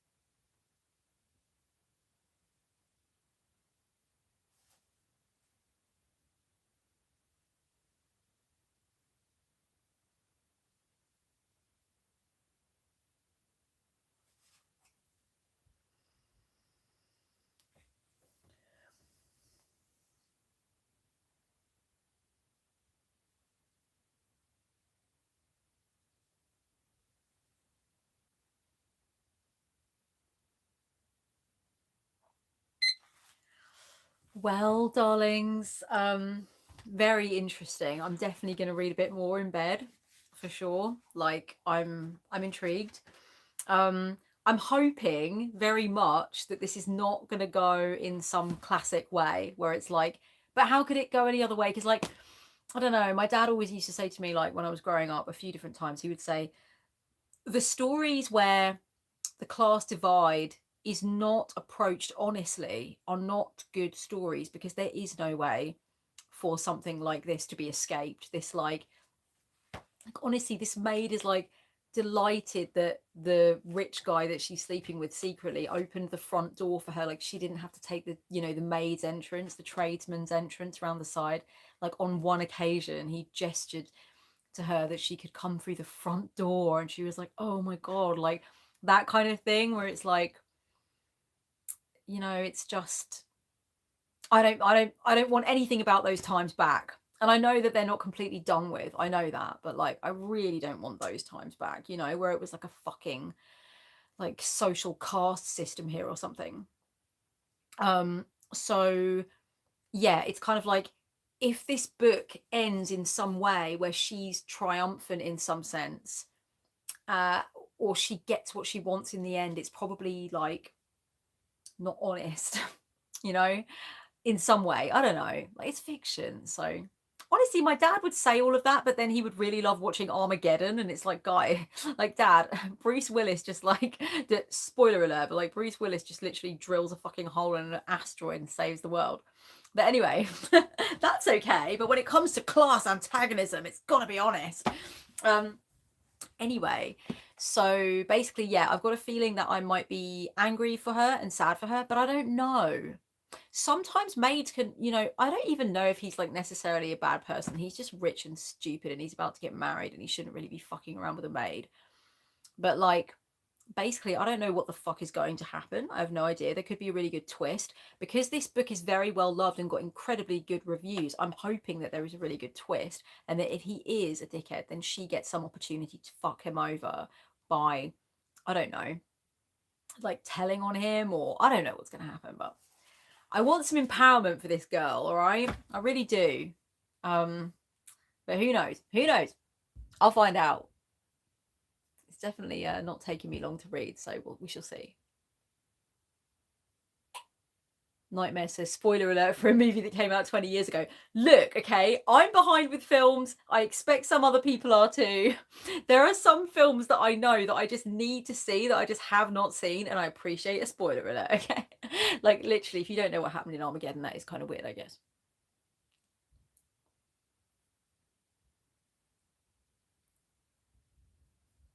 Rachel says, these lives are such nice company and comforting. Everyone is so kind too. Have a good night, all. That's really sweet. Cameron Ayres says, hi, darling. Excited that I finally made it to one of these, working on writing a crochet pattern. That's lovely. Susie Coyote says, joining in super late, but glad to catch the last bit of the live, working on some reading catch up. That's brilliant. Julian Dane, sitting overlooking snow in Juneau, Alaska, smoking weed and doing a word search. Happy I got to be here with you guys tonight. Night, everyone. That really like painted a really beautiful picture. And Nightmare says, it's like when people try not to talk about the Titanic. Now look, okay. That can't be a spoiler alert unless you just don't know one of the most like insane things that happened in history. Kel Dubs, I keep wanting very badly to get myself to read more and more lately, so I'm super glad for your live and its timing. I'm really pleased. Karen A. Schofield, I'm compiling mixed media art do's and don'ts, particularly for art journaling, because I got some paints and I'm all set up for art journaling. That sounds amazing. Okay, darlings, I'm going to go now. I've had a really lovely time with you all. Thank you for those watching on playback. If you need me, if you want to work with me, you know, you can always work with me. You can find me at kelly-annmaddox.com. I sell readings, I sell sessions, I sell business mentoring, I sell witchy mentoring, I sell card slinger mentoring. I sell all kinds of different readings. My schedule is open. So if you want to get at me and do some personal work, you can. I have a Patreon. Please check me out on Patreon. Have a look at all the different offerings. I just put out the one card riff today. And for my doll faces and pop tarts, I also put out an afterthoughts video. put out some affirmations recently. So there's loads of cool shit on Patreon as well. But as always, I have many things that I want to put on YouTube. I am still bang into YouTube, like I really enjoy it. And I have loads of ideas for videos that I'm doing, so I'm very excited. So it's really lovely to spend some time with you, honestly. Thank you so much. And yeah, this has been me. I'm gonna go take my makeup off, treat my tattoos, and get into bed and learn a little bit more about this maid and what she's gonna do about this upper crust cad, darling. Oh, Kiara's going to go and watch the OCR now. Beautiful. Thank you, darlings. Okay, much love to you all. Mwah. Adios for now.